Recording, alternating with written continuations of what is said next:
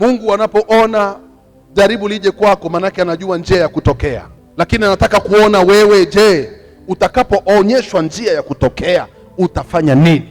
Utatembea na Mungu namna gani? Utaendelea kumcha Mungu namna gani?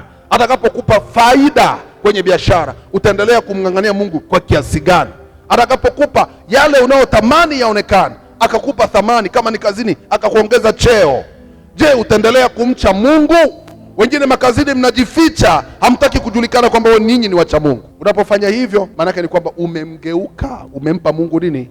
Kisogo. Umemtupa Mungu mbali, kama Mungu alivyoona Yeroboamu alivyomtupa Mungu nyuma. Na mwisho wa siku utalia hata kusikia, utaomboleza, maombolezo yako hayatamfikia Mungu, yatabaki hapo mbele ya macho yako mwenyewe. Na mwisho wa siku utasema, mimi kama Ukristo ndio huu, siwezi kuendelea na Ukristo. Sisi wenzako tunaendelea. Ukirudi nyuma, kuna maelfu ya watu wanang'ang'ana usiku na mchana kumtafuta Mungu. Wewe kaa nyuma, wenzako wanasonga mbele, kwa sababu Mungu ni wa wote wenye mwili. Yeyote anayemtafuta kwa bidii anapatikana. Ukirudi nyuma wewe, haimaanishi kwamba wengine tutarudi nyuma, tutaendelea mbele.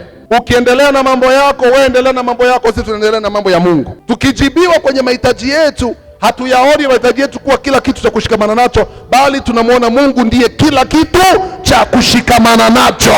Wengine mnaacha kuja kanisani kwa sababu tu nina mwaliko, kwa sababu umenunua nguo mpya. Huyo Mungu aliyefungua mlango wa nguo mpya anao uwezo wa kufunga mlango wa kununua nguo mpya, na ukabaki na nguo za zamani mpaka ziishe zote, utafuta hata nguo ya kujistiri. Na hii ndio hali ambayo Wakristo wengi wanayepitia. Kajifunzeni kwa watu wasiomcha Mungu. Wanapoenda kwa waganga au kwa mamasta wao wanaowapa mipango ya kupata fedha au utajiri, hawajawahi kufarakana nao. Wanafanya kazi, lakini wanawakumbuka waliowasaidia kufikia pale, na wakiambiwa wafanye jambo lolote, wako tayari kulipa gharama, kwa gharama yoyote.